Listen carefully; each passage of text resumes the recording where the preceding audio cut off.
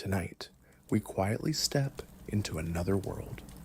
Not loudly, not with any great rush or urgency, but softly, the way early morning light moves across the floor of an old stone room, slowly, steadily, without announcing itself. We are going somewhere simple and old and quite still, a place where the days moved according to the sun and the seasons, where the sound of a fire was the loudest thing in the room, and where the smell of bread baking was, perhaps, the most comforting thing a person could know.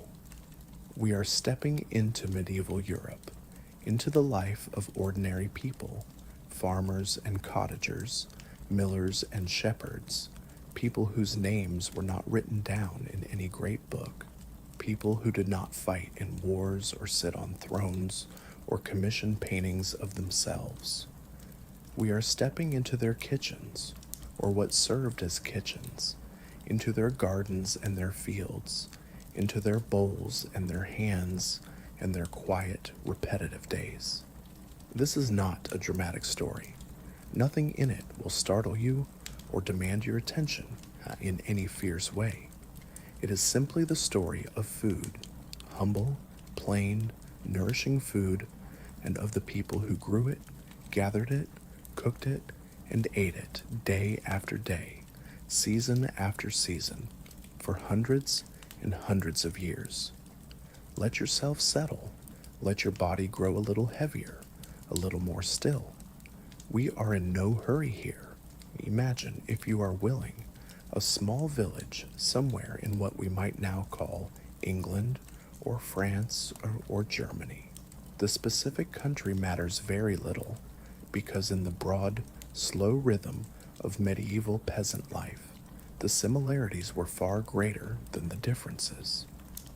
The village sits in a shallow valley, ringed on most sides by fields, and on one side by a stretch of dark woodland that begins where the fields end and continues, as far as anyone in the village knows, for a very long way.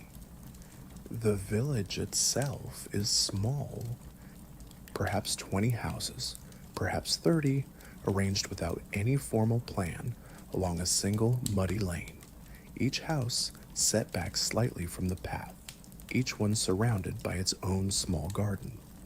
The houses are low, built of timber and daub, a mixture of clay and straw and animal hair pressed into the gaps between wooden beams, and their roofs are thatched, thick bundles of dried rye straw laid in overlapping layers until the roof is deep and soft-looking from the outside, like the back of some large sleeping animal. Inside, the houses are dim.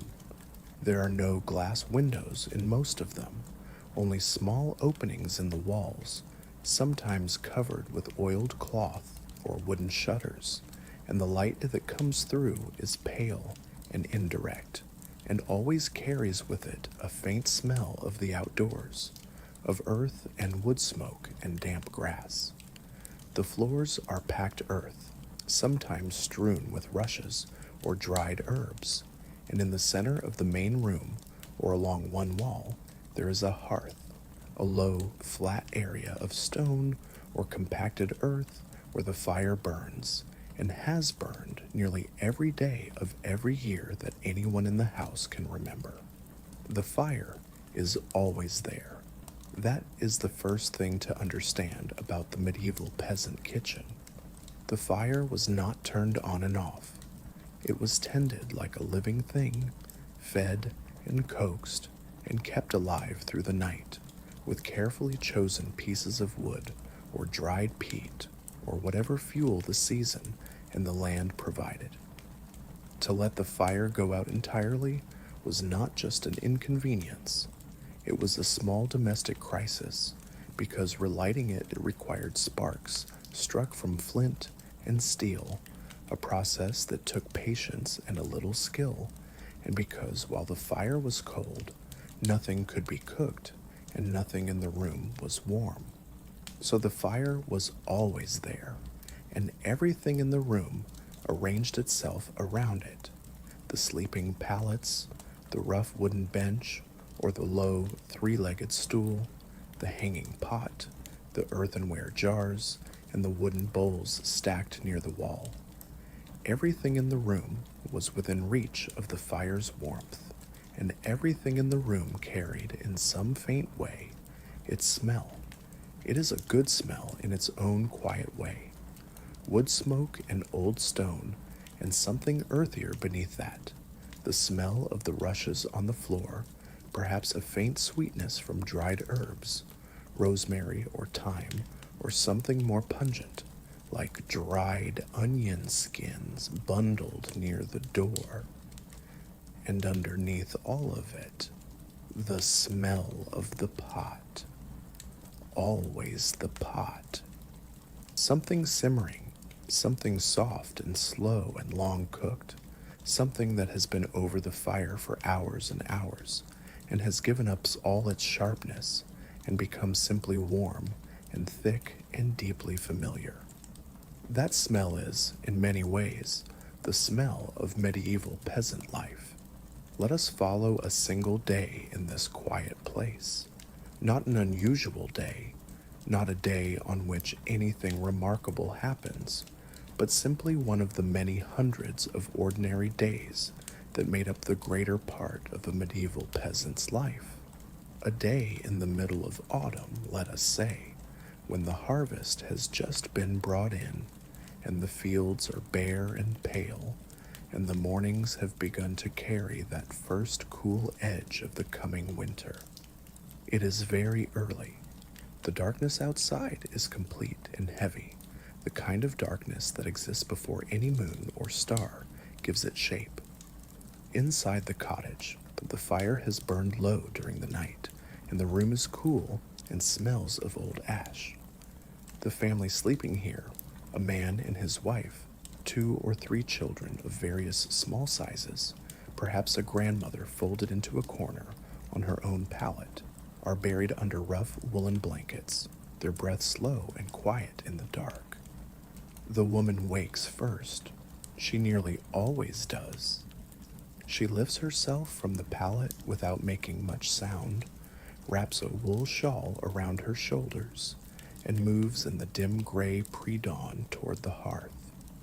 She kneels beside it and blows gently on the embers, and there is a brief, even quiet moment when nothing seems to happen, and then a small tongue of flame appears, and the room grows, just slightly warmer and more orange.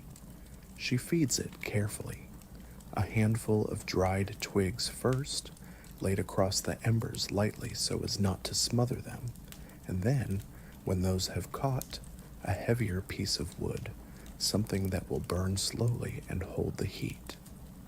She sits back on her heels and watches it for a moment, her hands resting in her lap, her face soft and still in the firelight. There is no rush in this moment. There rarely is in the very early morning before the day's demands have fully assembled themselves.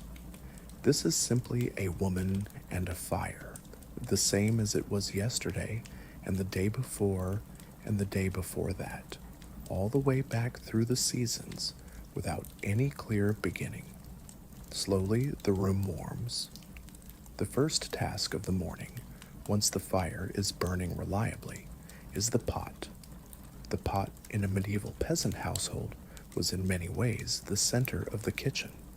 It was large and heavy, usually made of iron or of thick, dark earthenware, and it hung from a hook or chain suspended over the fire, or it sat directly in the coals on 3 stubby legs.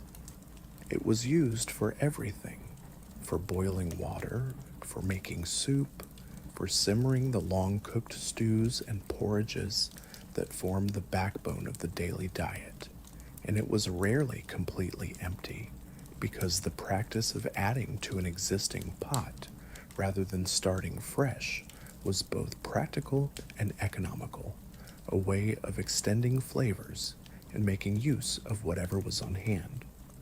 This morning, The woman lifts the lid from the pot and looks inside. What she sees is the remains of yesterday evening's pottage, a thick, dark, stew-like preparation that is neither quite a soup nor quite a porridge, but something comfortably in between, something that has been simmering since the afternoon and has spent the night in the gradually cooling, residual heat of the fire, growing thicker and richer and more unified as the hours passed. She studies it for a moment, tilts the pot slightly to check how much remains, and then she adds water from the wooden bucket near the door, not so much as to thin it significantly, but enough to loosen it, to bring it back to a gentle simmer without it sticking to the sides of the pot. Then she adds to it. This is the daily ritual of the pot, the slow accretion of whatever the day offers.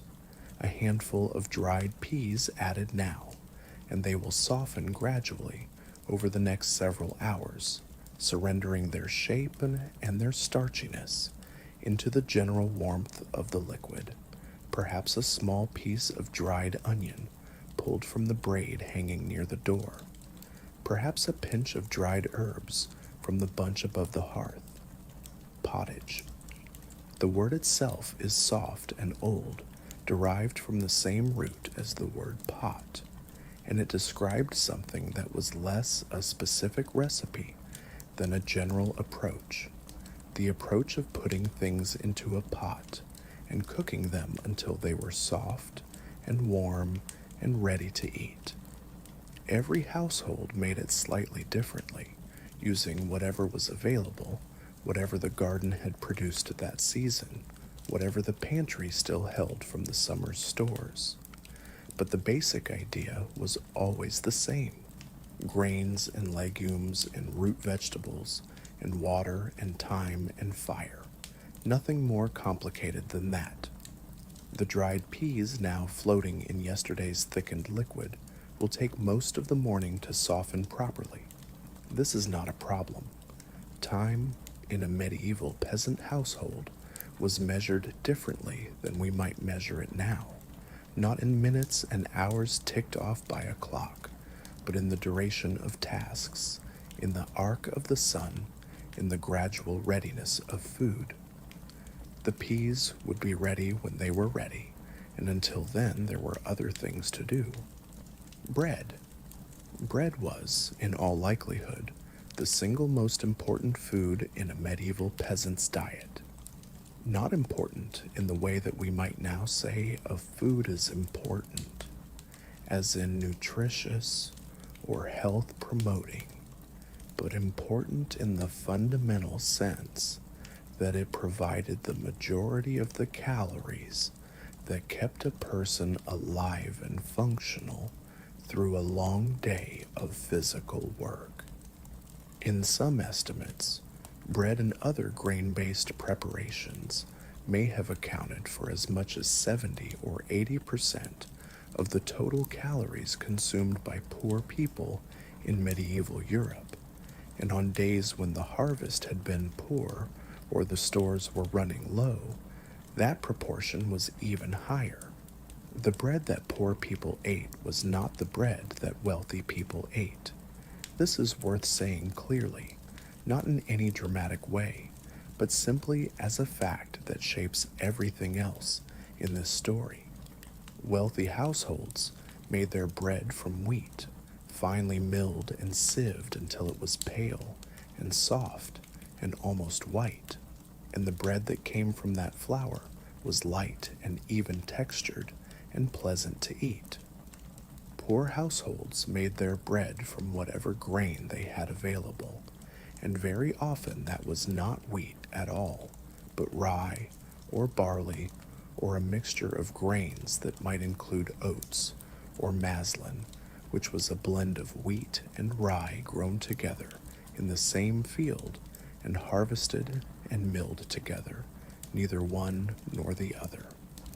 Rye bread was darker and denser and more strongly flavored than wheat bread, and it kept longer, which was an advantage in a household where bread was baked not every day, but every few days or every week, depending on the size of the family and the state of the fuel supply. Barley bread was heavier still and slightly bitter, with a close, compact crumb that did not rise the way wheat bread rose.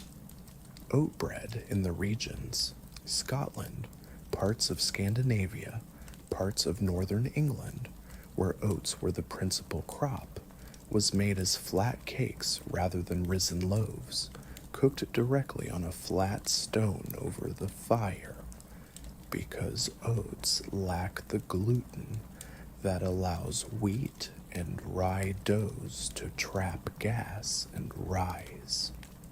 And sometimes, in the worst years, when the grain stores were almost empty and the new harvest was still months away, the bread was made from things that were not really bread grains at all, from dried peas ground into flour, or from beans, or from chestnuts in the regions where chestnut trees grew in abundance. These flours produced heavy, dense, somewhat gummy breads that were not particularly pleasant to eat, but they were filling, and they were available, and filling and available were the two qualities that mattered most. The woman in our cottage bakes bread every 3 or 4 days. This morning is a baking morning. She has known since yesterday that it would be, because yesterday she took a portion of the grain stored in the wooden chest near the hearth, dried rye, hard and dark and smelling faintly of the field, and she ground it.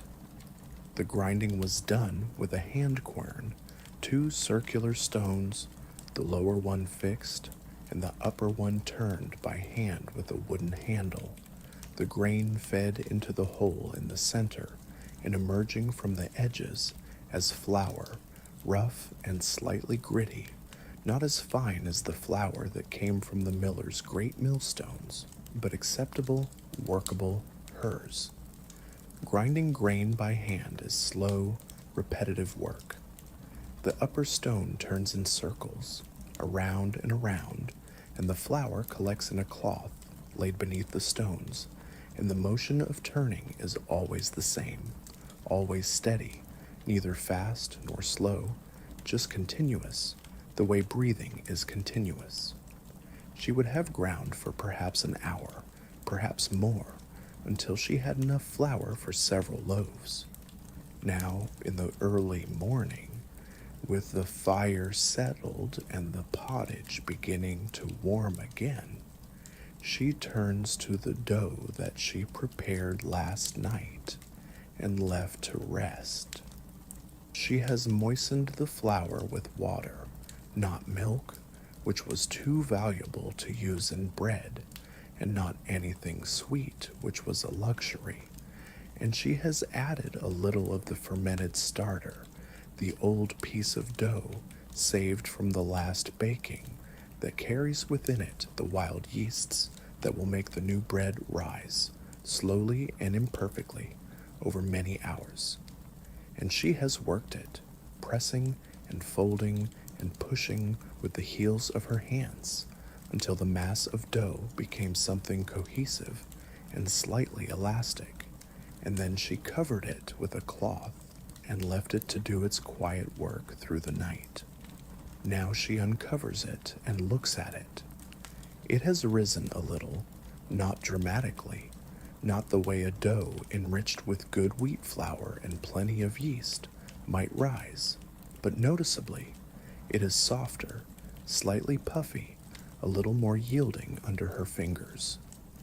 She folds it once or twice, shaping it into rounds, and sets the rounds near the fire to prove again while the oven heats. Not every cottage had an oven, a proper bread oven, a domed cavity of brick or stone heated by burning wood inside it, then swept clean and used for baking, was more often shared, either as a communal village oven used by many families on a rotation or as a feature of slightly better off households. In poorer cottages, bread was baked on a flat stone placed in or beside the fire or under an upturned clay pot used as a makeshift dome, or wrapped in leaves and buried in the hot embers. The results were not always beautiful, and they were not always what we would recognize as bread in any neat or tidy sense, but they were warm and nourishing, and they smelled when they emerged from the fire the way bread has always smelled, that deep, yeasty, slightly caramelized warmth that is one of the oldest and most comforting smells in human experience. While the bread proves and the pottage simmers, the household begins to stir. The children wake slowly, surfacing from sleep the way children always do, with a gradual reluctance, shifting under their blankets, small faces briefly confused before familiarity reassembles itself. The man rises too, and the grandmother, and for a little while the cottage is full of quiet morning movement, the stretching and shuffling of people organizing themselves for the day, the muted sounds of feet on the earthen floor, and the occasional soft word exchanged near the fire. Breakfast, in a medieval peasant household, was not always a formal meal. It was more likely to be whatever was easily available, a piece of yesterday's bread, now a day old and firmer, eaten as it was, or dunked briefly into a cup of warm liquid to soften it.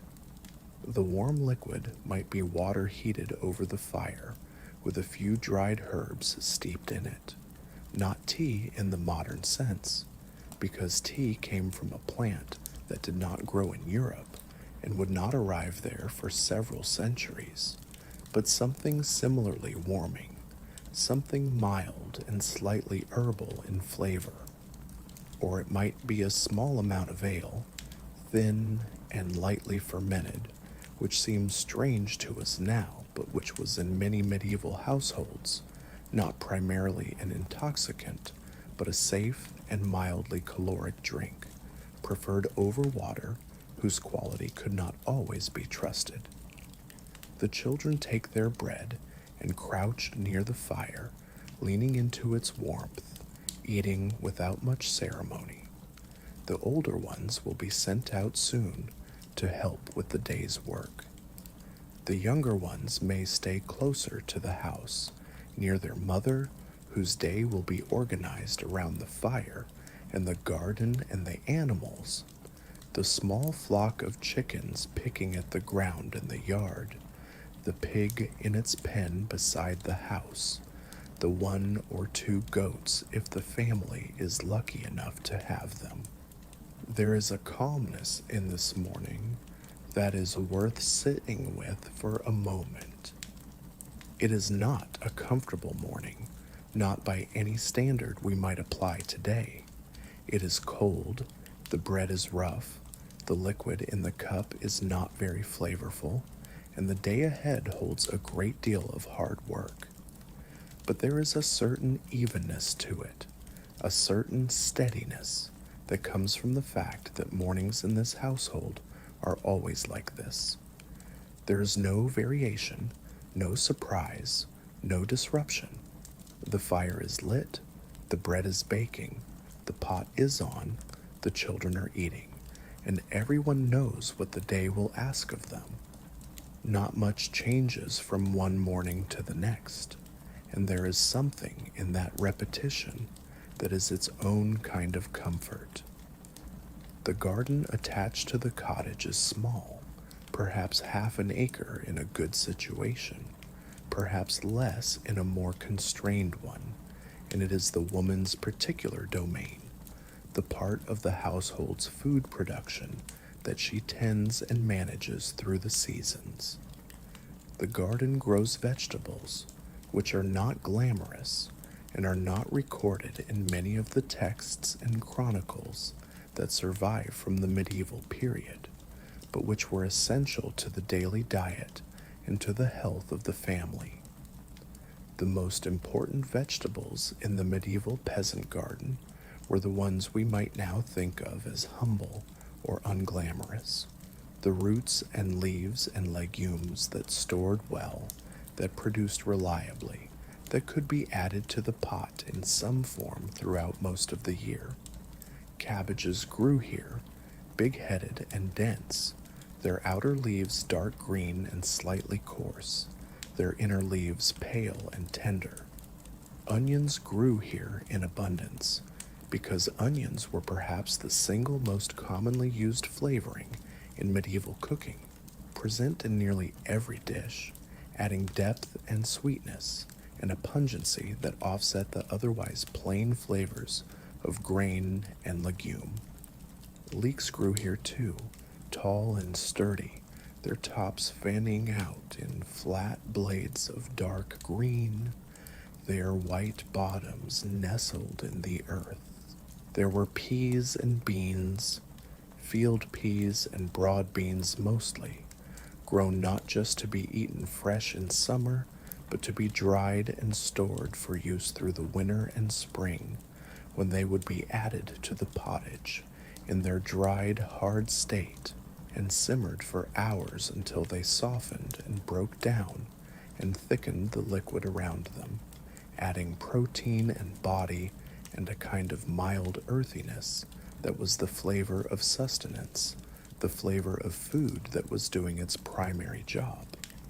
There were turnips, starchy and slightly bitter, and deeply useful in the lean months when other vegetables had long since been consumed.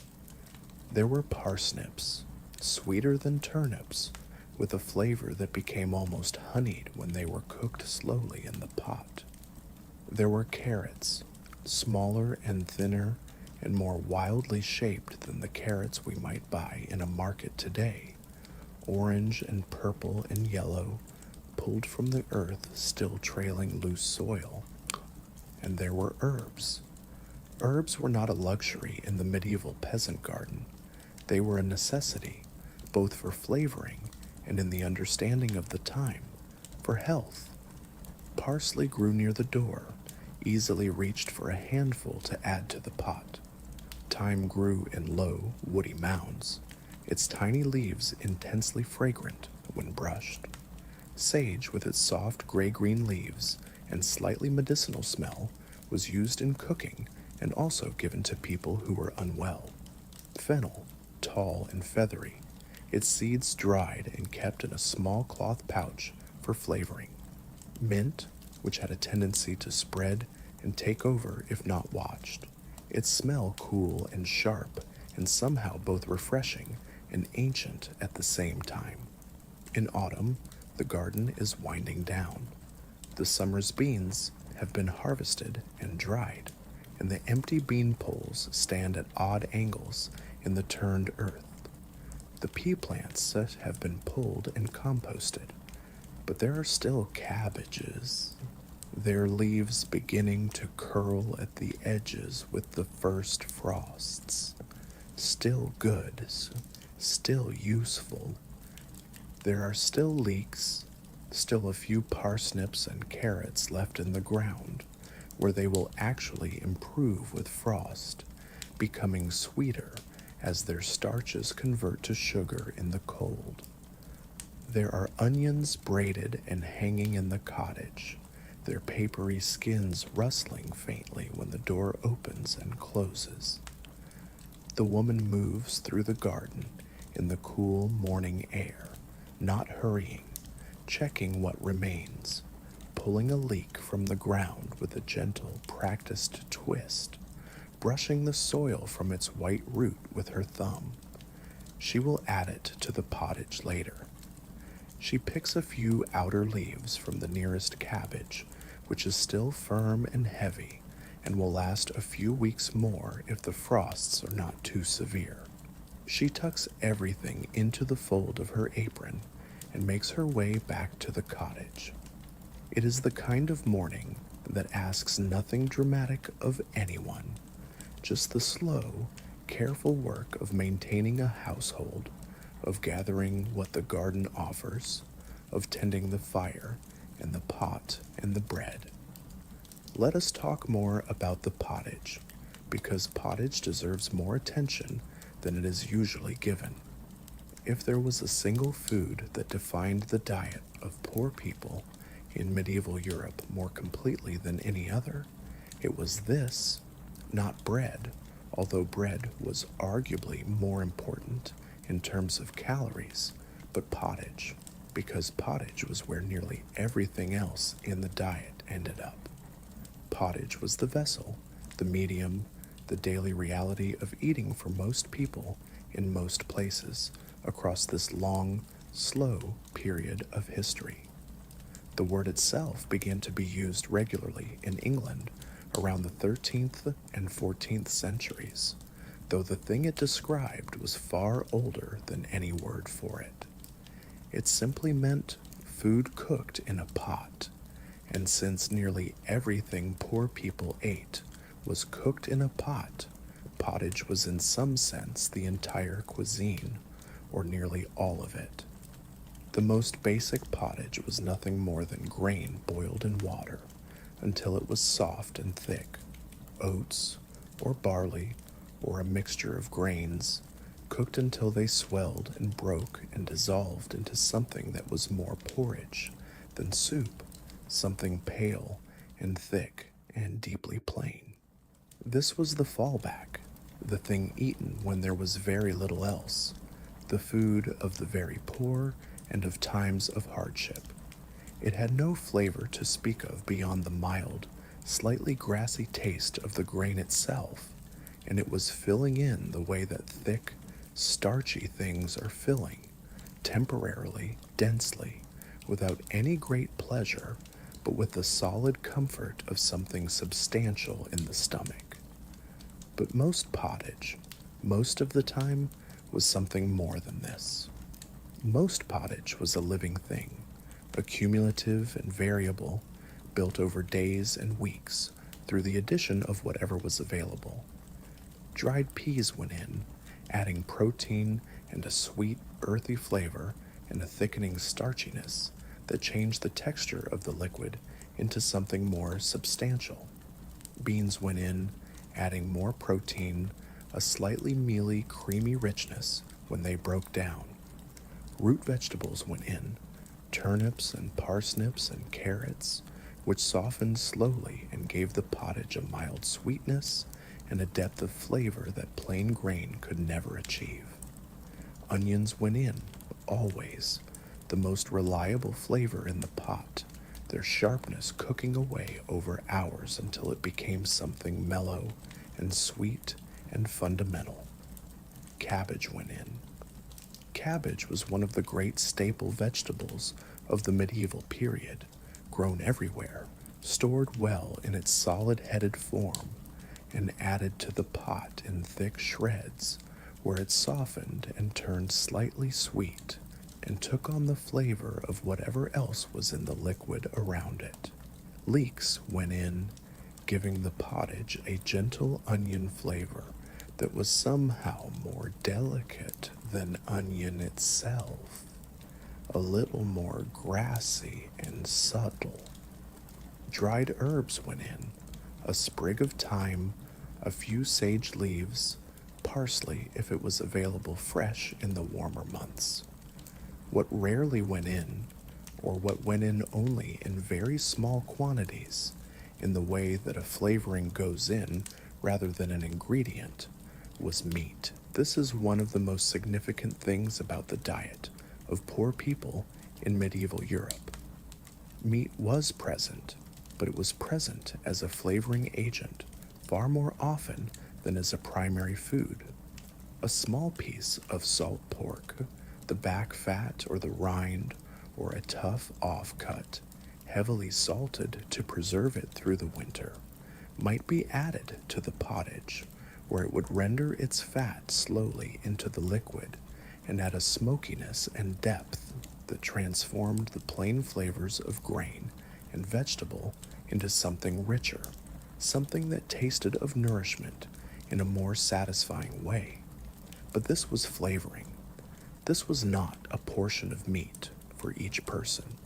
This was one small piece, shared among the whole pot, its purpose to give the other ingredients something to reach toward in terms of flavor.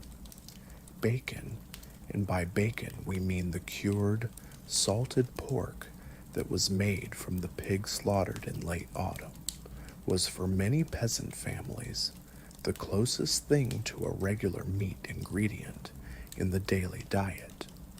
But the bacon was rationed carefully, used in small amounts, stretched as far as it would go, because the pig was the most important meat animal in the medieval peasant's economy, and slaughtering it was a once-a-year event that had to supply the family's meat needs for the entire year to come. Not every family had a pig. Not every family had any livestock at all, beyond perhaps a few chickens. And on those days, when there was nothing of animal origin to add to the pot, no salt pork, no bone, no small piece of any preserved meat, the pottage was made entirely from plants, from grain, and dried legumes and whatever vegetables the garden or the stores provided, and it was still nourishing, still warm, still the thing that sustained life through the short, dark days of winter. The morning is passing now, slowly and without fanfare. The bread, which has been proving near the fire, is beginning to look and smell like it is ready to bake. The woman shapes it carefully, pressing it into the low dome of a risen loaf, and sets it to bake, in this household, under an upturned clay pot placed over the shaped loaves, the whole arrangement set at the edge of the fire, where the heat is not quite direct, but comes from all sides. The clay pot acting as a simple oven, trapping the steam from the baking bread, and producing, after an hour or so, something that is recognizably a loaf, if darker and denser than we might imagine a loaf to be. She checks it from time to time, lifting the edge of the clay pot carefully with a cloth to look at the color of the crust. The smell is already spreading through the cottage, that warm, dark, slightly sour smell of rye bread baking, and the children who are still inside come drifting toward it, instinctively, drawn by that ancient and reliable call. The crust will be thick and hard, because rye bread always produces a thick crust, and because the method of baking in a closed pot with dry heat tends to drive the moisture out of the surface quickly. When the bread comes out, when the woman finally lifts the clay pot away and turns the loaf over to tap its bottom and hears the hollow sound that means it is done, it will be dark brown and slightly irregular in shape, with a crust that is almost too hard to bite into directly. It will need to cool first, and then it will need to be cut with a knife, and a knife through this bread will require a certain firmness of hand, a certain deliberate pressure, because this is not a soft bread, not a yielding bread, but a serious one. There is a beautiful severity to it in its way.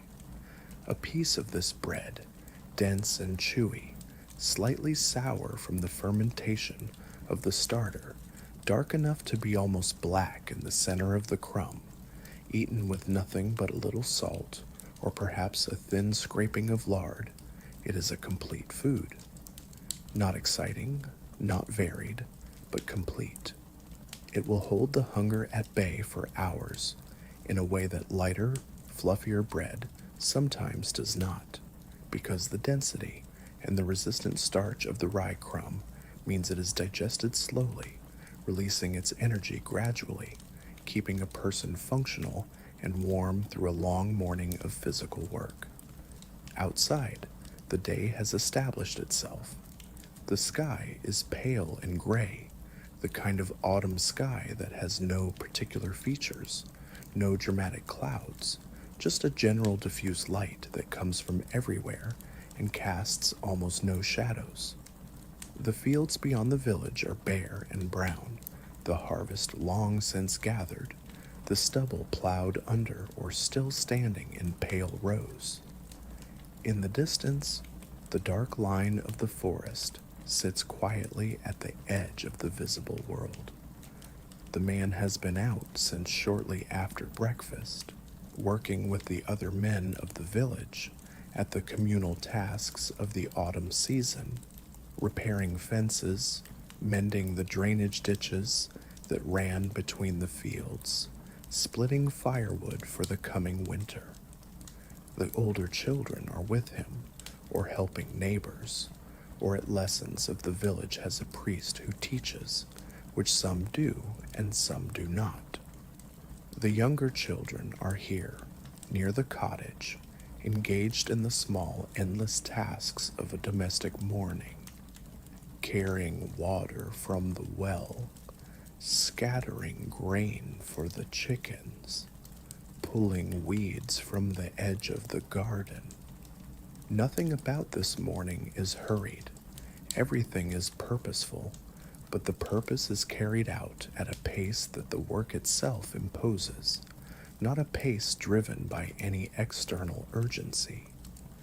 There is a great deal of time in a medieval morning for the mind to drift, for attention to rest on the sound of the fire, or the color of the sky, or the texture of the dough under the hands. And this quality, this slow, inward quality of attention, is one of the things that most distinguishes this daily life from the one we live now. The pottage has been simmering for several hours, and the smell of it has deepened. The dried peas added earlier have softened, and some of them have broken down entirely into the liquid, thickening it further. The piece of salt pork, a small, knobby bit of rind with a little meat still attached, has given up much of its fat and salt into the broth, which has taken on a slightly unctuous quality, a subtle richness that the grain and legume base alone would not have achieved. The woman lifts the lid and stirs, once slowly, with a long wooden spoon, and watches how the liquid moves, thick and steady, with just enough flow to tell her it has not yet become too stiff, not yet dried out to something more like a paste than a soup. She adds the leek she brought from the garden, sliced roughly into thick rounds, which drop into the pot and begin to soften immediately in the heat. She adds the outer cabbage leaves, shredded with a few strokes of the knife, the dark green threads settling into the pottage and turning softer and more olive-colored as the heat reaches them. She does not taste it yet. There will be a moment for that nearer to midday, when the household reconvenes and the main meal is served. For now she simply trusts the process, trusts the fire, trusts the pot, trusts the slow accumulations of heat and time and ingredient that is the essential technique of pottage making, the one technique that requires patience above all else. In the village beyond this particular cottage, other kitchens are doing the same things in their own slightly varied ways. Each family's pottage is its own, shaped by what they grew, what they stored, what they could trade or borrow or forage.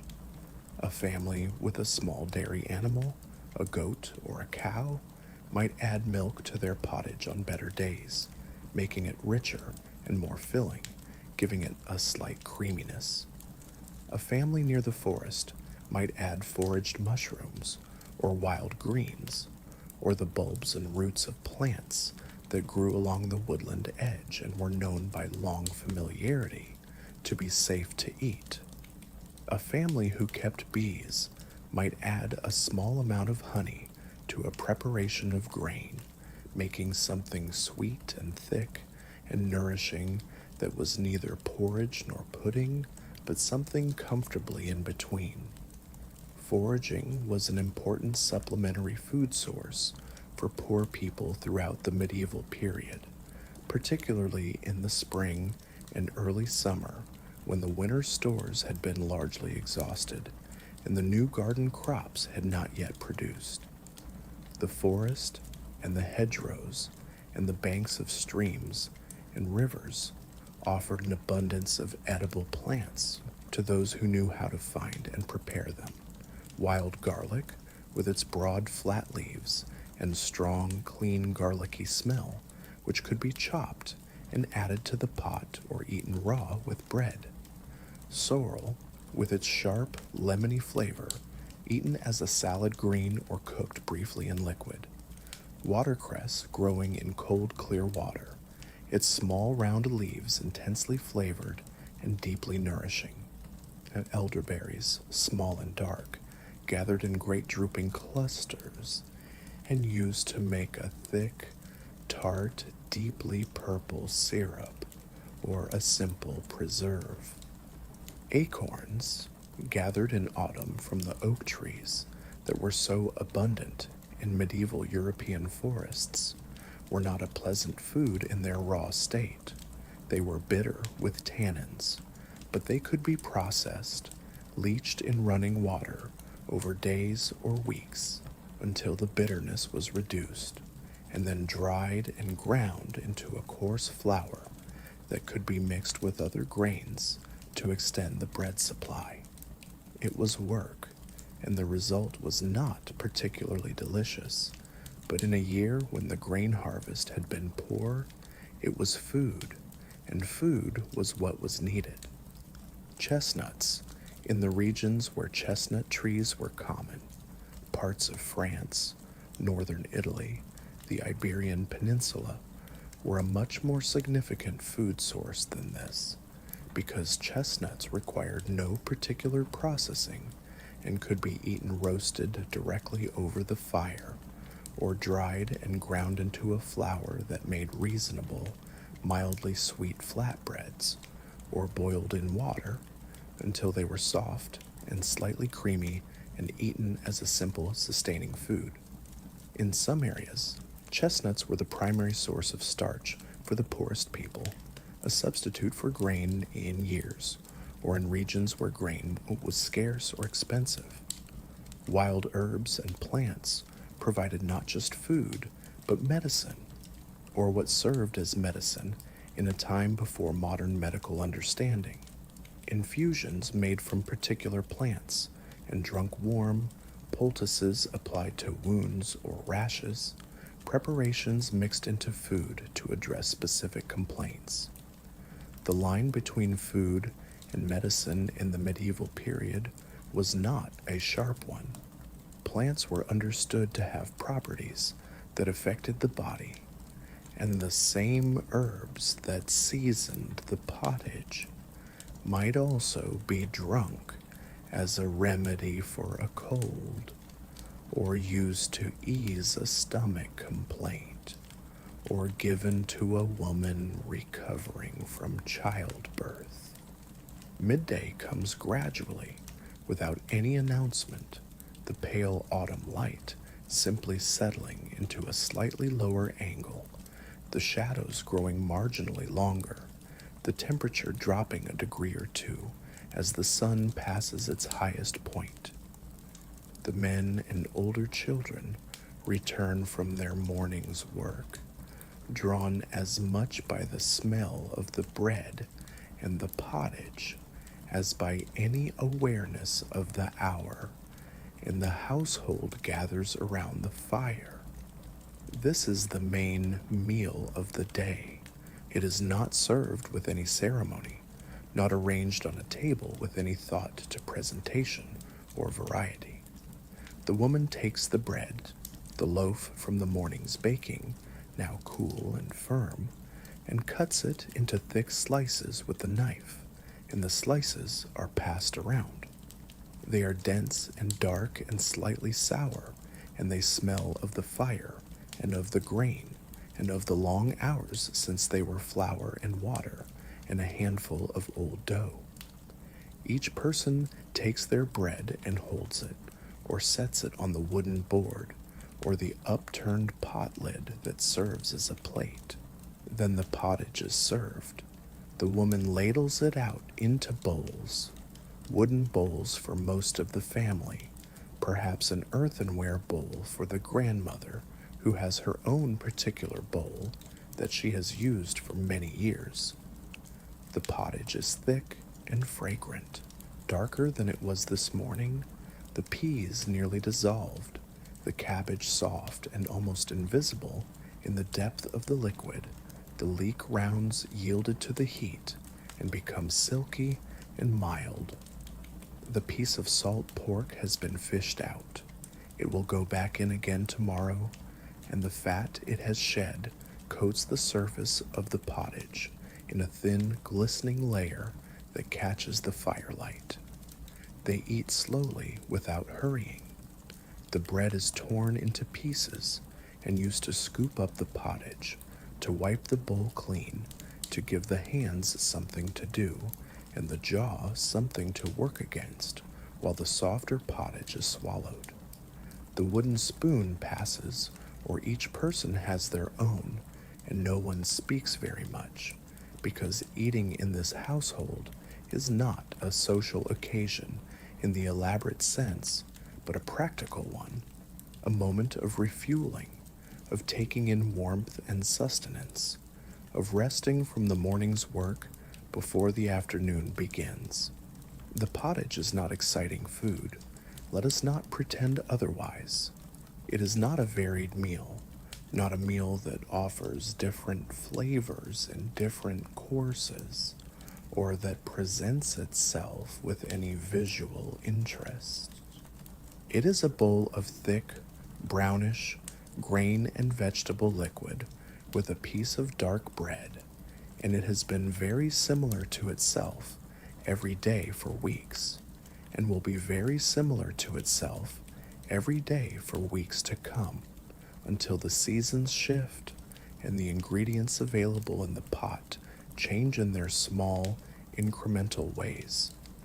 But it is warm, and it is filling, and it is the family's own, made from their own garden's produce, flavored with their own herbs, cooked over their own fire. There is a satisfaction in eating food this closely connected to the effort that produced it, even if that satisfaction is not articulated or consciously appreciated in the way that we might now articulate it. The afternoon arranges itself around the afternoon's tasks, and some of those tasks are also food tasks, because food preparation in a medieval peasant household was not confined to an hour or two in the kitchen. It spread through the day and through the week and through the seasons, each season bringing its own particular food work, its own cycle of preparation and preservation and consumption. In autumn, one of the great preserving tasks was the storing of root vegetables.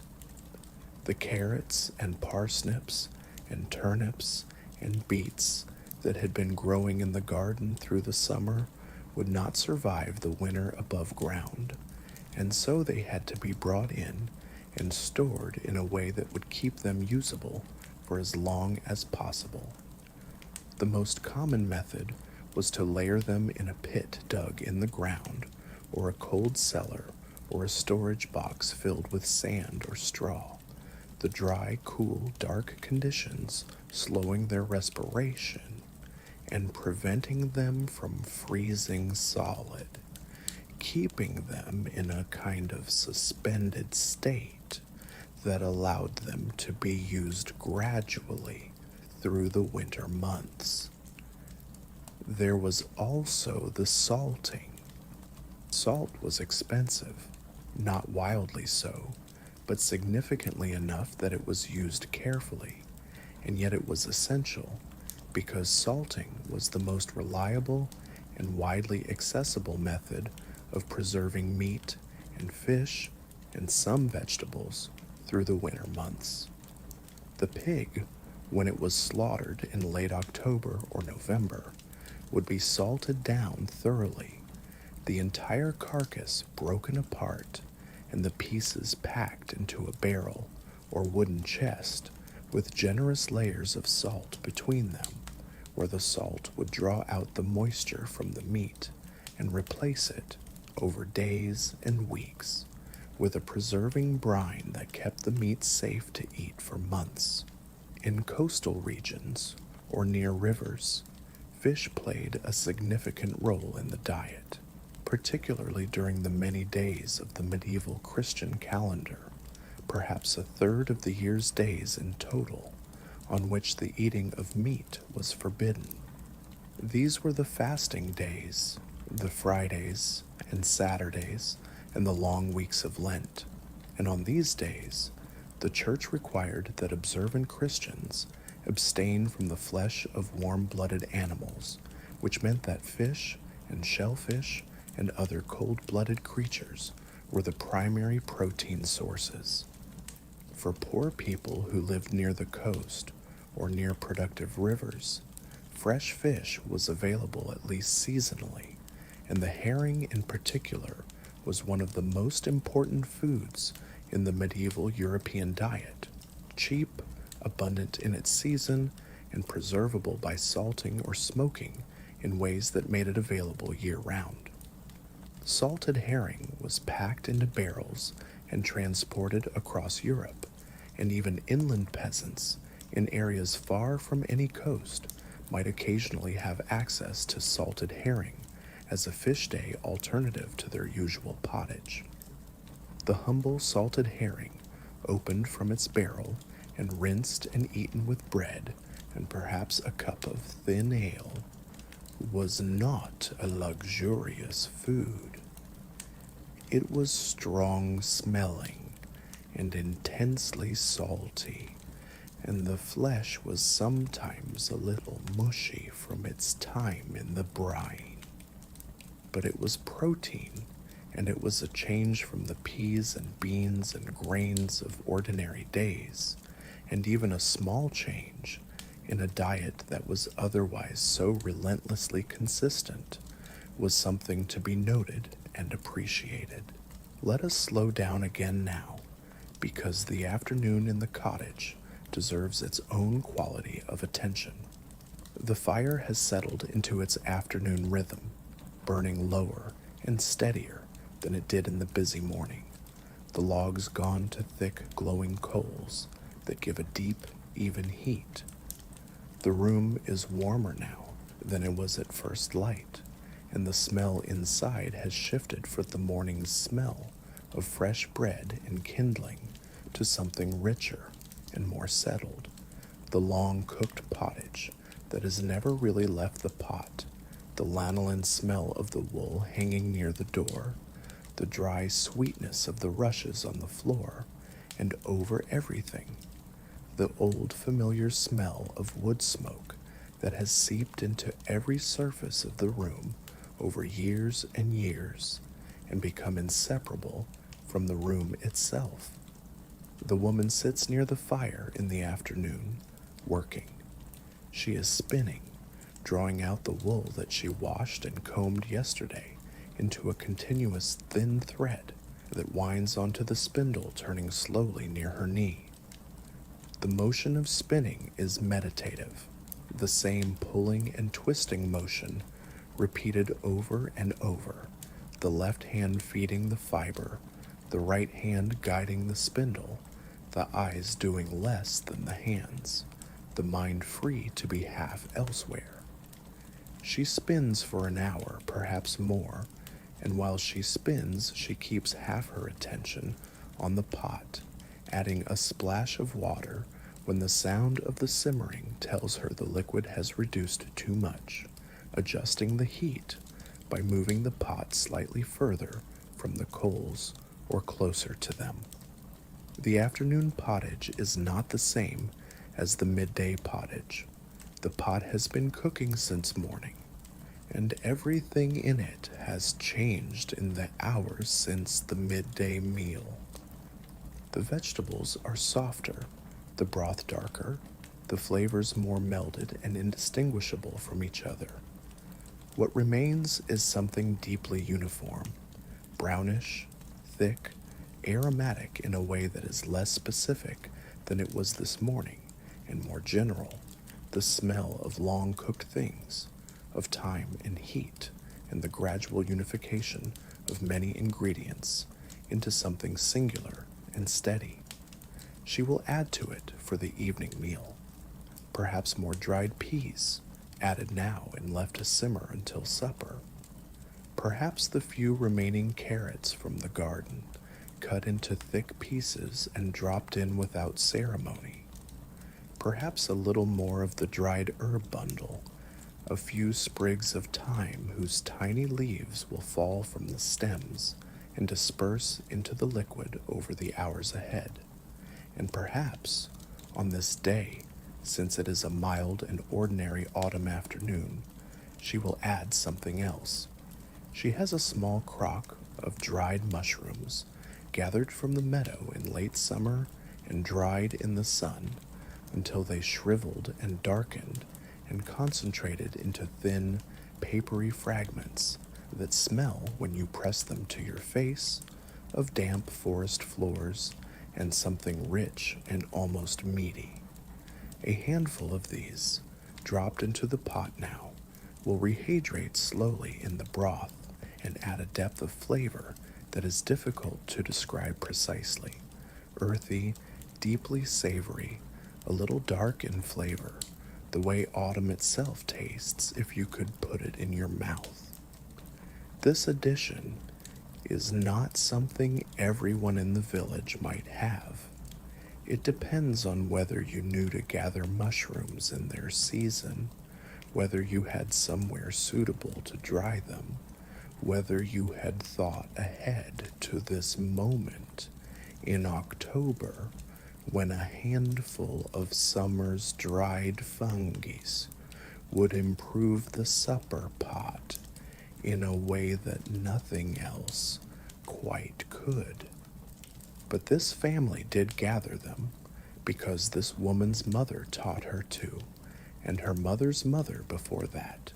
The knowledge passed along in the ordinary way of such things, through doing, through watching, through the repetition of seasons. Als. We cannot talk about the daily diet of poor people in medieval Europe without talking about ale, because ale was everywhere, present at every meal, consumed by people of all ages, including children, as fundamental to daily life as bread. The ale that ordinary people drank was not strong in the way we might imagine ale to be. It was light, low in alcohol, slightly cloudy and variable in flavor, made from malted barley or oats, or sometimes a mixture of grains, boiled in water with whatever bittering agent was available. Before the widespread adoption of hops as a bittering and preserving ingredient, which happened gradually from the 13th century onward, spreading from Germany and the Low Countries across northern Europe, ale was often made with a mixture of herbs collectively called gruit, which might include yarrow, wild rosemary, and other bitter plants that served a similar function to hops in balancing the sweetness of the malt and helping to preserve the liquid. The ale made in a peasant household was brewed at home by women primarily in a process that was essentially a domestic skill like bread making, something you learned in your household, passed down through watching and doing, carried out with whatever equipment you had on hand.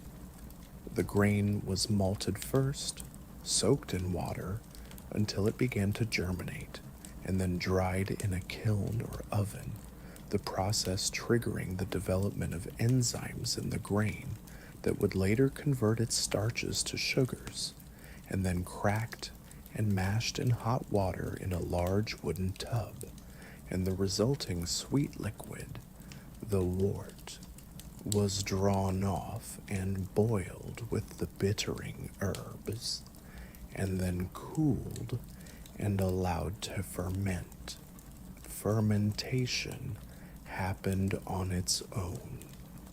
The wild yeasts present in the air and in the brewing equipment colonized the cooled wort and began to consume the sugars, producing alcohol and carbon dioxide, and over several days, turning the sweet liquid into something sour and slightly effervescent and mildly intoxicating. It was drinkable after a few days, and best drunk young within a week or two, before it turned sour and vinegary, because medieval peasant households did not have the means to make a beer that would keep for months the way a well-hopped modern beer might. The ale that came from this process, small ale, as the weak variety was often called, was thin and slightly opaque, and tasted of malt and herbs, and something that is hard to describe precisely to someone who has never drunk anything like it. A mild sourness, a faint sweetness, a certain vegetal herbiness, and underneath it all the steady, slightly yeasty flavor of fermentation. It was not a pleasure drink in the way that a glass of wine with a meal is a pleasure drink. It was a beverage. It provided a modest number of calories. It was safer than water in many situations. It was mildly hydrating and mildly caloric and just alcoholic enough to take the edge off the day's exhaustion without impairing the ability to work.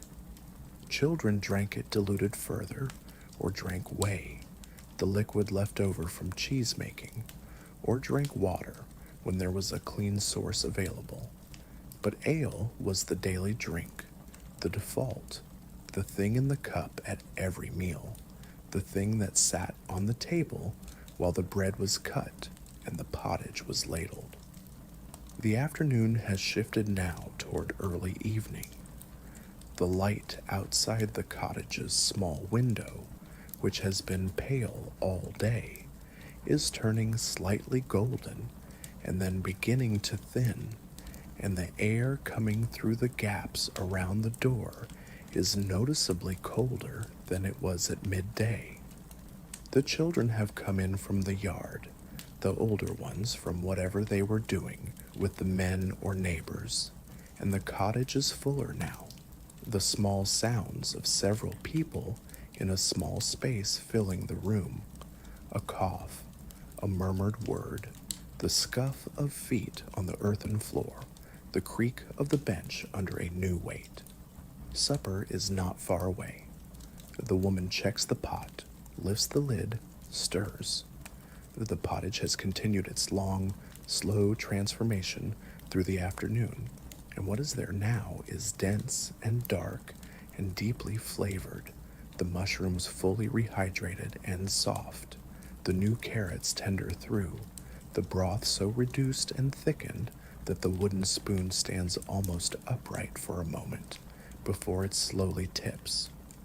She adds a little more water, a small cup, and gives it a long, slow stir, watching the liquid move, watching the heavy, soft chunks of vegetable turn slowly in the motions of the spoon.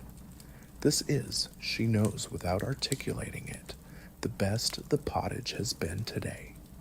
The long cooking has done its work. The mushrooms have deepened the flavor in a way she has always appreciated. The carrots have given it a faint sweetness that offsets the saltiness left by the piece of pork. It is not a varied meal, and it is not a surprising one, but it is this family's specific pottage, made in this household's specific pot, over this household's specific fire, and it will taste to everyone in this room exactly as it is supposed to taste.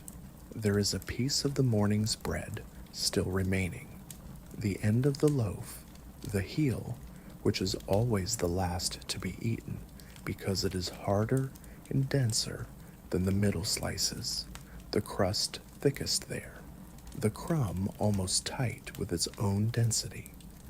It will go well with the supper pottage, where it can be dunked into the liquid and allowed to soften, the hard crust becoming almost chewy, and the crumb absorbing the flavors of the broth and becoming for a moment something richer and more interesting than bread alone.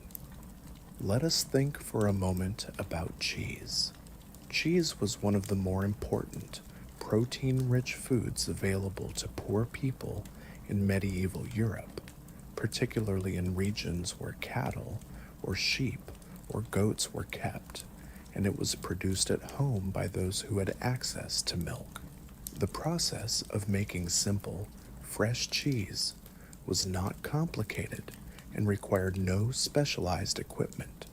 Milk was heated gently over the fire and curdled with a souring agent, which might be the rennet extracted from the stomach of a young calf or lamb, or might simply be something acidic like vinegar or soured whey, and the resulting curds were gathered and pressed into a simple form and salted lightly to preserve them for a few days.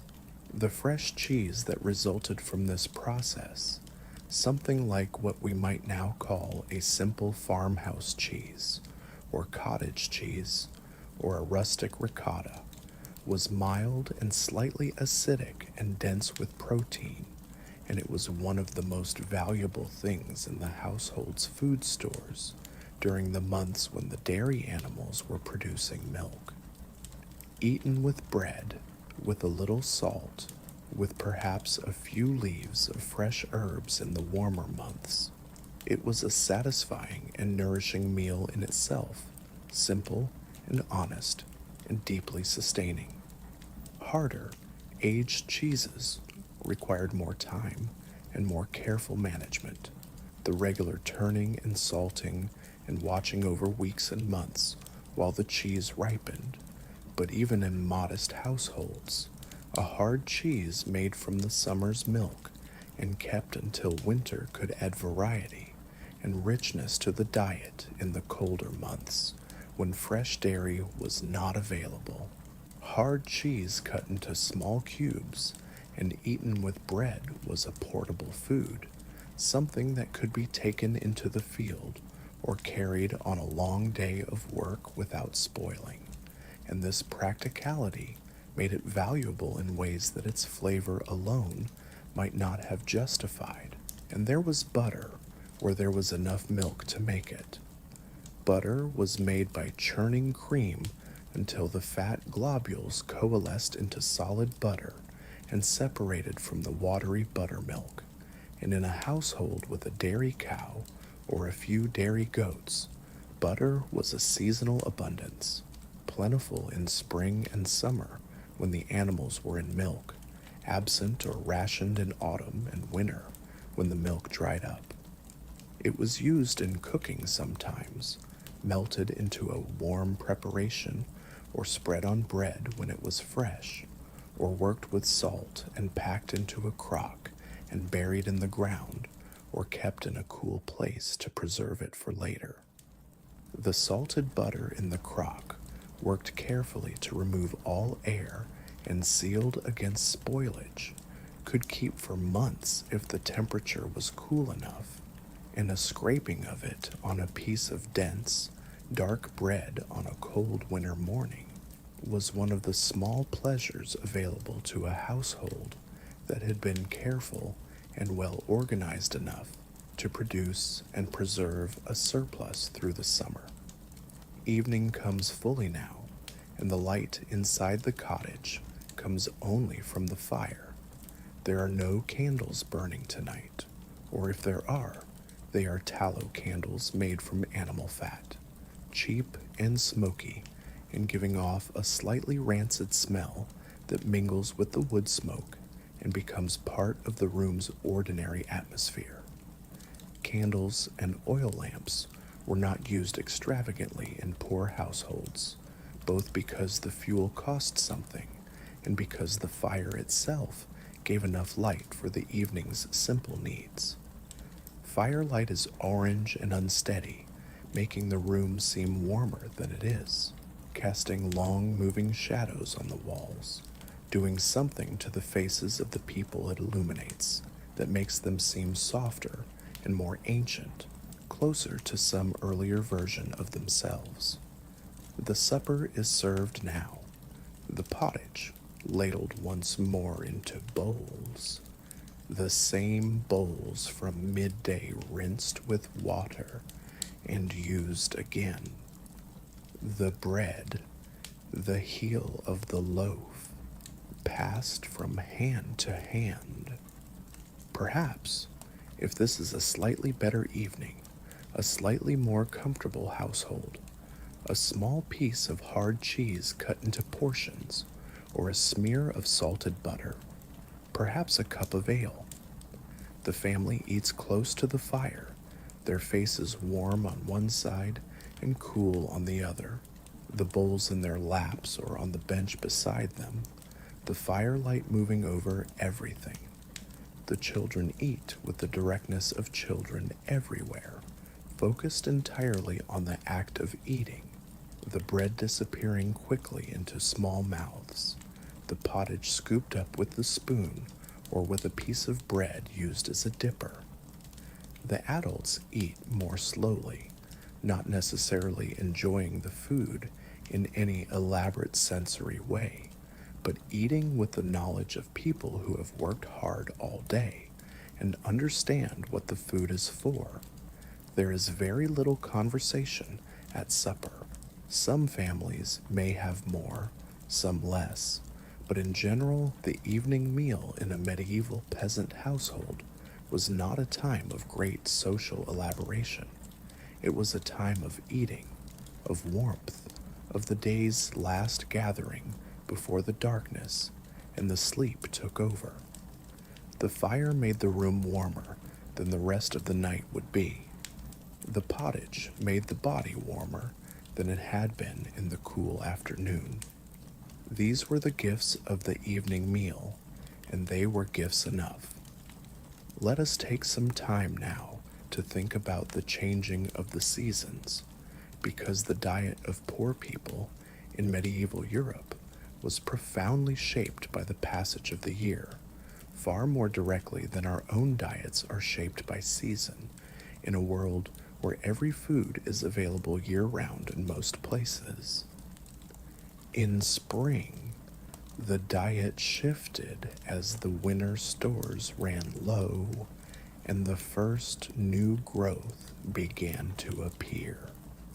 This was the hungry gap, the weeks between late winter and early summer, when the stored grain and preserved vegetables and salted meats of the previous autumn were largely or entirely consumed, but the New Year's garden crops had not yet produced anything substantial, and the fields were still being prepared for sowing rather than providing food.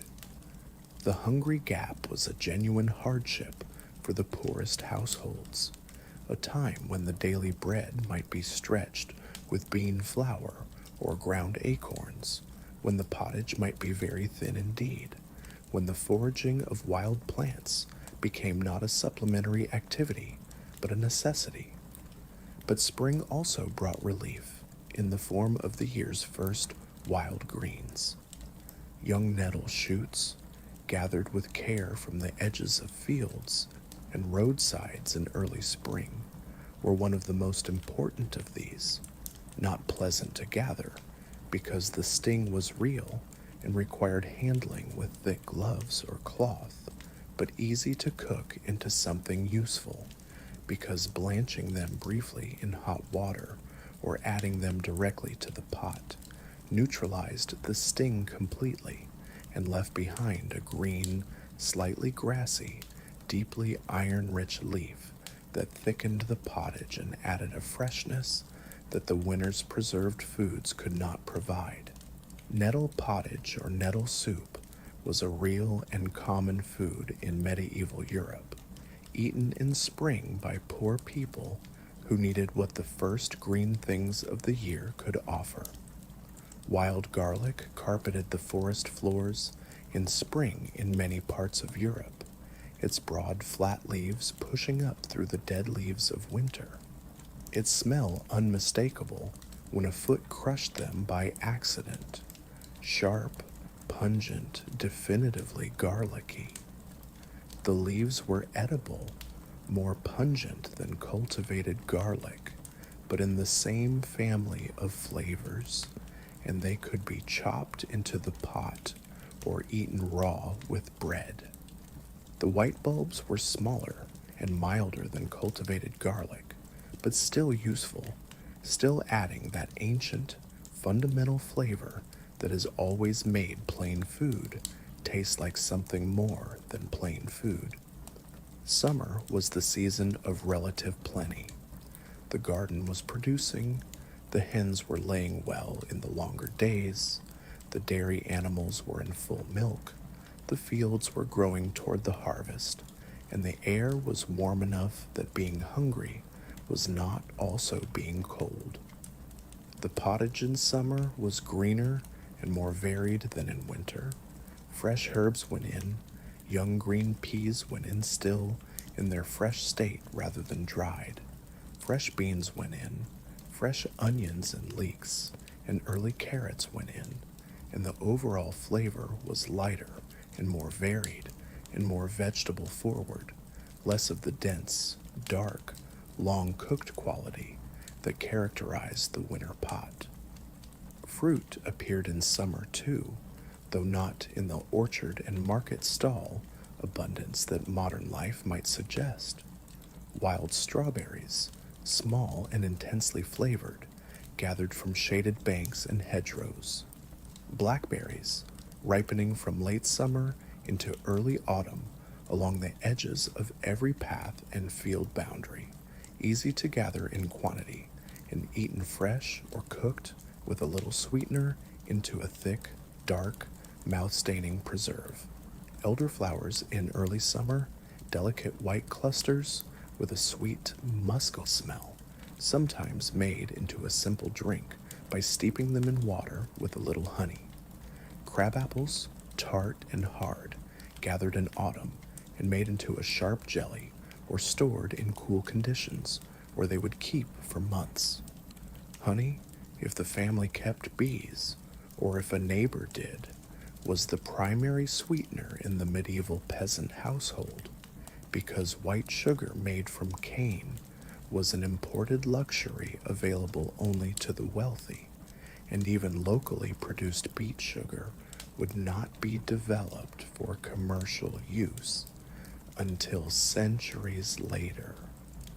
Honey was used sparingly, added to drinks and to certain festival preparations, spread thin on bread as an occasional treat, or used in the preparations of mead, fermented honey water, which was made at home and consumed mostly at celebrations rather than daily.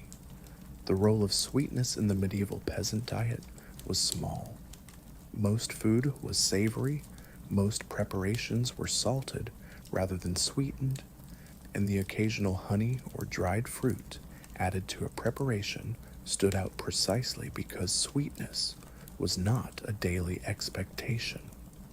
A piece of bread spread with honey, or a cup of warm water sweetened with a small amount of honey and flavored with a spice, perhaps dried ginger, perhaps cinnamon if the household was lucky enough to have any, was a special thing, not an ordinary one, and its specialness was part of what made it pleasurable. Autumn was the season of harvest and the season of slaughter, and both were profound events in the rhythm of the peasant year. The grain harvest in late summer and early autumn was the culmination of the year's agricultural labor, the weeks of plowing and sowing and tending and worrying about weather that had occupied the family's attention since early spring. When the grain was finally cut and gathered and threshed and the yield was known, The household could calculate, roughly, what the winter would look like. A good harvest meant enough bread and enough grain for the pottage through the winter and into next spring. A poor harvest, too much rain at the wrong time, or a dry summer that stunted the stalks, or a frost that came too early, meant months of rationing and stretching and anxiety, the kind of quiet, persistent worry that never quite leaves the body during waking hours. After the grain harvest, the pigs were fattened on the acorns and chestnuts and forest forage of autumn. Pigs were, in the medieval peasant economy, the most practical of all food animals. They ate almost anything. They required little specific care beyond being kept enclosed. They converted food scraps and forest forage into meat with remarkable efficiency, and when they were slaughtered, almost nothing was wasted. The slaughter happened in late autumn, typically in November, when the weather was cold enough to slow the spoilage of the meat, but before the harshest winter frosts made outdoor work miserable. It was a community event in many villages. The slaughtering, the butchering, the salting and smoking and processing that followed were too much work for a single family, and the labor was shared with the understanding that it would be reciprocated when a neighbor's pig was slaughtered. The pig gave everything: the large joints, the hams, the shoulders, were salted down heavily and packed in barrels to be used through the winter in small quantities. The belly and the back fat were cured as bacon or rendered into lard, the preserved solid fat that was the primary cooking fat in a poor household, used to fry, to enrich pottage, to spread on bread in place of butter when butter was not available. The intestines were cleaned and filled with a mixture of grain and blood and spiced fat to make blood sausage, a preparation that sounds alarming to modern sensibilities, but which was eaten with great appreciation, both for its flavor and for the protein and fat it provided. The trotters and the ears and the snout, every part that would not keep well in salt, were cooked immediately, boiled in a big pot, until they were tender, and then eaten over the next few days while the flesh was still fresh. Even the blood, collected during slaughter in a large bowl, was used. Black pudding, blood mixed with oats and fat, and seasoned with salt, and perhaps a little dried herb and cooked in the pig's intestine, was one of the oldest prepared foods in human history, and it was present on medieval tables just as it is present on tables in many places today. Nothing was wasted. In a household that had fed and cared for that pig through the summer and autumn, and was now relying on it to sustain the family through the winter, the idea of discarding any part of it would have been incomprehensible. The pot is quieter now in the late evening. The fire has been reduced to coals, and the pottage has thickened further still in the gradual cooling, settling into a dense, almost solid state that will keep safely through the night and be the base of tomorrow morning's porridge, loosened with water and brought back to warmth over the rekindled fire. This is the night's end, the closing of the day. The children have fallen asleep already, one by one, sliding down from wakefulness without much ceremony, their small bodies curled under blankets near the warmth of the dying fire. The adults stay up a little longer. There may be mending to do, or the final tending of the animals to check, or simply the gradual winding down of the evening as the warmth of the supper and the long day's work makes wakefulness feel unnecessary. It is worth noting, in these last quiet moments of the day, what the day has contained. The family has eaten bread, dark, dense, rye bread made from their own grain, baked over their own fire, filling and sustaining. They have eaten pottage, a long simmered preparation of grain and legumes and root vegetables and dried mushrooms, salted with the fat from their pig and flavored with their garden's herbs, changed throughout the day by the slow magic of heat and time. They have drunk ale, weak and sour and slightly herbal. Perhaps they have eaten a little cheese or a scraping of butter. They have had enough, not lavishly, not with variety, not with anything that we would now recognize as luxury, but enough to work, enough to sustain the body through the cold, enough to face tomorrow's tasks with the energy that work requires. This is what enough looked like for most people in most places across the long medieval centuries. We should speak a little about the things that were not present in this diet, as well as the things that were, because absence can be as revealing as presence. There were no potatoes. This is one of the most significant absences from a modern perspective, because potatoes have become so foundational to the European diet that it is difficult to imagine European food without them. But the potato was a New World crop, unknown in Europe until the late 16th century at the earliest, and not widely cultivated or eaten even then for another century or more. The root vegetables of the medieval peasant diet were turnips and parsnips and carrots and beets, all of them useful and all of them capable of providing starch and nourishment, but none of them quite the yield per acre, calorie per plant powerhouse that the potato would eventually prove to be. There was no corn, no maize for the same reason. Maize, too, was a New World crop, unknown in Europe before the 16th century, and the polenta and cornbread and corn-based porridges that would eventually become staples in parts of Italy and Spain and Eastern Europe were still centuries in the future.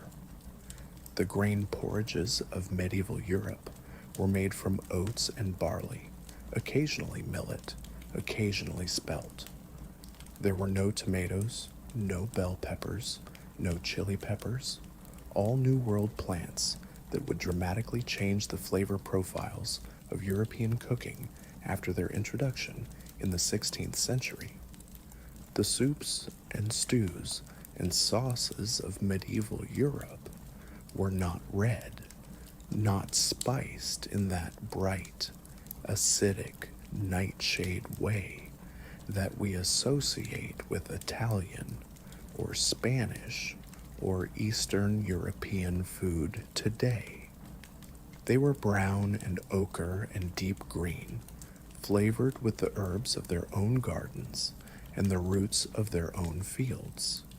There was very little pepper, very little of the exotic spices, cinnamon, ginger, cloves, nutmeg, that we associate with medieval cuisine. This is another common misconception, that medieval food was heavily spiced. It was for the wealthy. For the poor, spices were prohibitively expensive. A pound of pepper in the medieval period was worth a significant amount of money, enough to feed a family for many days. The spice trade enriched merchants and flavored the food of the wealthy and inspired the great voyages of exploration that eventually remade the world. But the man eating his bowl of pottage by the fire had probably never tasted pepper in his life and would not have been able to afford it if he had. What flavored poor people's food was what they could grow or gather themselves: the herbs of the garden and the hedgerow, the onion and the leek, the garlic where it was known, the pungency of sharp mustard seeds ground in a little water into a paste that could be eaten with bread or meat, the faint bitterness of dried nettles, the deep earthiness of dried mushrooms, the salt that was the most important and widely used flavoring agent in the diet, salt that preserved and enhanced and made food taste like food in a fundamental way. And there was the flavor that comes from long cooking itself, the deep, dark, unified flavor of something that has been in the pot for hours, the thing that happens when starches and proteins and fats and water spend a long time together in heat and gradually become something more than the sum of their parts. This was, perhaps, the most important flavoring technique in the medieval peasant kitchen, not a spice or an herb, but a method, a patience, a trust is in the process. The seasons that we have not yet visited fully are the winter months, and they deserve their own quiet attention. Winter in medieval Europe was not simply cold. It was dark, and it was long, and it was the season in which the household was most confined and most dependent on what had been stored and preserved from the months before. The days were short, perhaps 8 hours of pale, low-angle light in the depths of December, the rest darkness, the darkness filled with firelight and the close smells of the enclosed household, and the work that could be done outside was limited by both the cold and the darkness. This confinement had a dampening effect on the variety of the diet that was already, in the warmer months, quite limited. In winter, the fresh vegetables from the garden were gone. What remained was the stored root vegetables, the dried legumes, the salted meats, the grain, and these things were now the entire substance of the diet, without the supplementary fresh herbs and greens and mushrooms and fruits that the warmer months had offered.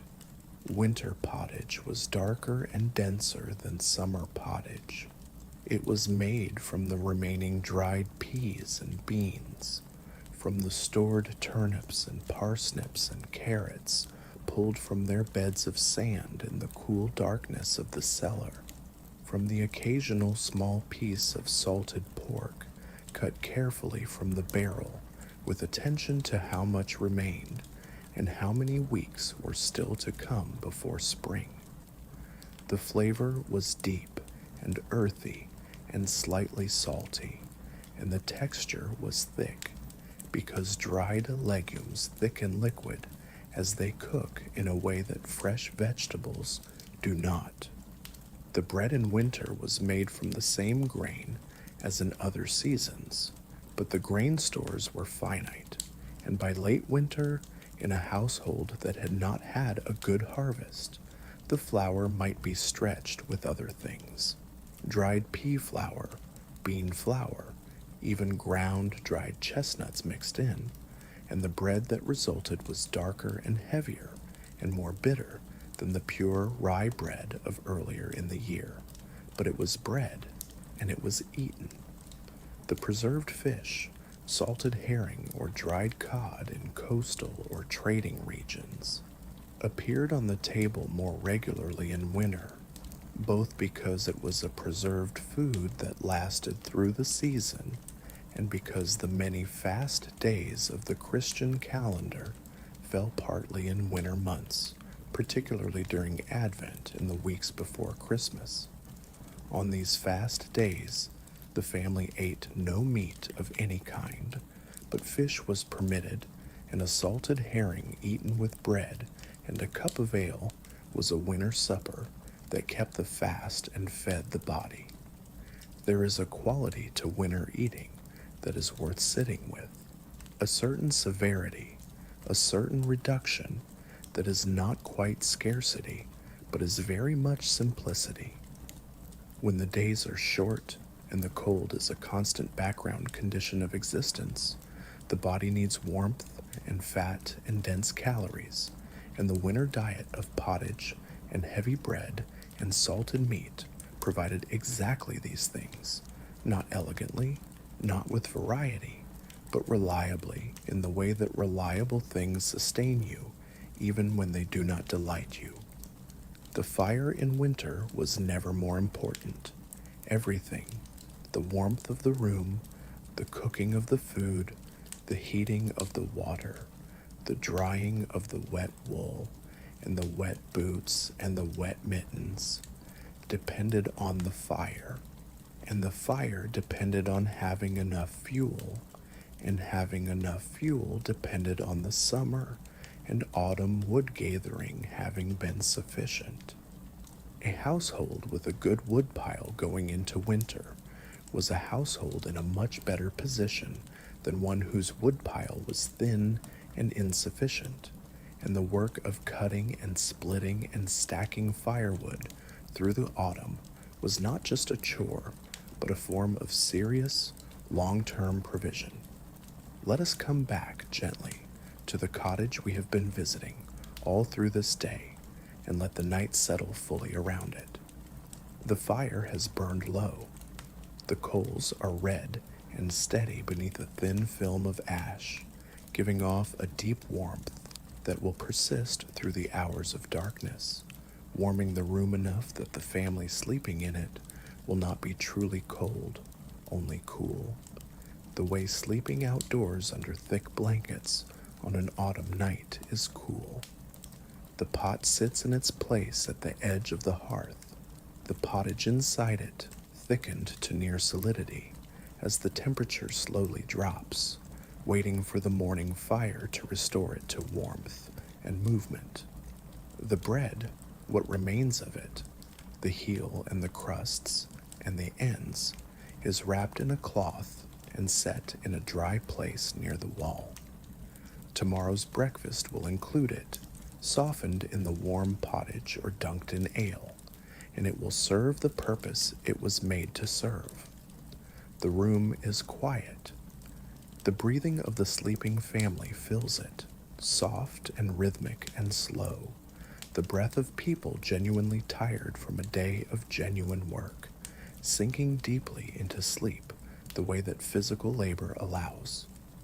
The fire occasionally makes a small sound, a settling of coals, a faint crackle, and outside, very faintly, the wind moves through the thatch, making the sound that wind always makes in that material, a low, continuous, slightly lulling sound that has been the sound of sleep in these cottages for centuries. Outside, the fields are dark and still. The vegetable garden is bare and brown under the stars. The forest at the edge of the visible world is a dark mass against a darker sky. Somewhere in the distance, a dog barks once and is silent. Nothing in this scene is exciting. Nothing in it asks anything of you. It is simply the end of an ordinary day, in an ordinary household, in an ordinary village, in an ordinary season of an ordinary year, that no chronicle recorded and no history remembered, one of the innumerable days that made up the greater part of human experience across the long medieval centuries, the days of people who grew food and cooked food and ate food and slept and rose and did it again, season after season, the same tasks in the same rhythm, the same pot over the same fire, the same dark bread on the same wooden board. There is something else worth knowing about the food that poor people ate in medieval Europe, something that is not often discussed in the more dramatic or political accounts of the period, and that is the deep, intimate knowledge of their own food that these people carried. The woman who made the pottage every day knew her ingredients in a way that is difficult to fully imagine from our current position. She had grown the peas herself and dried them herself, and knew from handling them before they went into the pot whether this year's peas were soft and well dried, or slightly damp from a wet summer, and she adjusted the soaking time accordingly. She knew the difference between the turnips from the north end of the garden, where the soil was sandier and the roots grew more elongated and mild, and the turnips from the eastern patch, where the heavier soil produced rounder, earthier roots that needed longer cooking. She knew the old rye flour from the new, the way the old flour made a slightly heavier, more acidic bread that was none the less good if you gave it more time to ferment. This knowledge was not academic. It was not learned from a book, because most people in medieval peasant households could not read, and most agricultural knowledge was not written down anyway. It lived in the hands and the eyes and the nose and the tongue, passed from one generation to the next through doing and watching, as intimate and unremarked upon as knowing how to walk. The herbs, too, were known in this intimate way. The thyme hanging above the hearth was not a generic herb. It was this thyme, grown in this garden's soil, cut at this particular stage of the summer when the flowers were just beginning to open and the essential oils were at their most concentrated, dried in this specific spot under the eaves where the air moved freely and the bundles retained their color and their smell. It was her time, tended and gathered by her own hands, and she knew its smell the way she knew the smell of her own household, so completely that she could not have described it to someone who had never smelled it, but would have noticed immediately if it were different. Food knowledge of this kind, deep, embodied, practical, transmitted through generations of domestic practice, was one of the most significant forms of knowledge in medieval peasant life, and one of the most entirely invisible to the historical record. The chronicles wrote about kings and battles and famines. They did not write about the woman who knew exactly how many pinches of salt the pottage needed, or the precise moment at which the bread was ready to come out from under the clay pot, or the difference between a mushroom that was safe to dry and eat and one that was not. But this knowledge was the knowledge on which life depended daily without drama. Let the night deepen now, and let the story of this day and this household settle into stillness.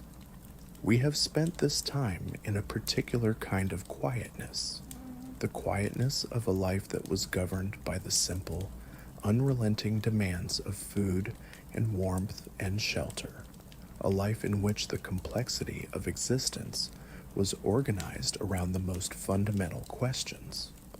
What will we eat today? How will we keep the fire burning? What is still in the pot? Is there enough flour to get us to the next baking day? These are questions that seem almost too simple, too small, to be the organizing principles of a human life. And yet they were, for the vast majority of people who lived in Europe between roughly the years 500 and 1500, and for many people beyond those dates too, in places and circumstances that did not give them any other questions to organize their days around.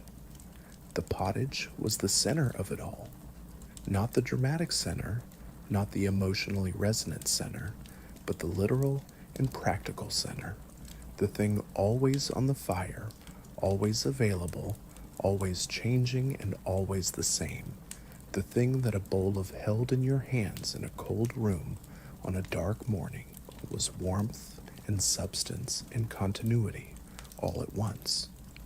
There is something about pottage, about the idea of a pot that never fully empties, that accumulates the day's ingredients and the previous day's flavors, that is never quite finished and never quite started but always in the middle of itself, that mirrors something about the life it sustained. The life of a medieval peasant was like that too, never finished and never started in any grand way, always in the middle of the same cycle of seasons and tasks and small necessities, always carrying forward the residue of what had come before, and always adding to it the small offerings of the present day. The grain that was eaten in this medieval cottage had been grown in the fields outside the village, in the common fields that belonged in practice to the village community, even if their legal ownership was more complicated, worked by the family alongside their neighbors in the ancient three-field rotation, one field growing winter grain, one growing spring grain, one lying fallow and resting, the three fields rotating through their roles over years. The grain had been sown by hand in autumn or spring, broadcasting it from a bag hung at the hip in wide sweeping arcs across the turned earth, and it had grown through the season and been cut with a sickle at harvest, and gathered into sheaves and carried to the threshing floor, and beaten with a flail until the grain fell from the stalks, and then winnowed in the wind until the lighter chaff blew away and the heavier grain fell to the ground. This grain, this particular grain, from this particular field, in this particular year, was what was in the bread and in the pottage. The food was local in the most complete sense of the word. It was not just locally sourced in the current fashionable meaning of that phrase. It was made almost entirely from things that had not traveled more than a mile or two from where they grew or lived to where they were eaten. The only exceptions were the salt, which was traded and carried from coastal or inland salt-producing regions to inland villages through an ancient network of commerce, and perhaps a little dried fish, and perhaps, in a very good year, a small amount of some spice or dried fruit carried by a traveling merchant and obtained at great expense. Everything else was local. The grain from the field, the vegetables from the garden, the pig from the pen, the herbs from the yard, the water from the well, the fuel from the woodland, the clay of the pot, the stone of the hearth. The household was nearly self-contained in its food production, and what it could not produce itself, it obtained from its immediate neighbors through the system of mutual aid and barter that organized village life. There is a completeness to this that is worth noticing, not romanticizing, because the life was hard, and the poverty was real, and the vulnerability to bad weather and disease, and the arbitrary demands of landlords was not abstract but constant, but noticing as a quality of a particular way of living in the world that has largely ceased to exist. The fire will be lit again in the morning. It is always the morning after the morning in this story, just as it was always the morning after the morning in the actual lives of these actual people. The unbroken chain of mornings stretching back through the seasons and the years without any clear beginning. The woman who woke before everyone else and coaxed the fire back to life and put the pot on and checked the bread and went out to the garden in the cool gray light. She did this not once in a story, but thousands of times in a life. She did it in the cold and in the warmth, when she was well and when she was not, in years when the pot was fuller and years when it was thinner, through the pregnancies and the childbirths and the illnesses and the recoveries and the small seasonal celebrations that marked the passage of the year.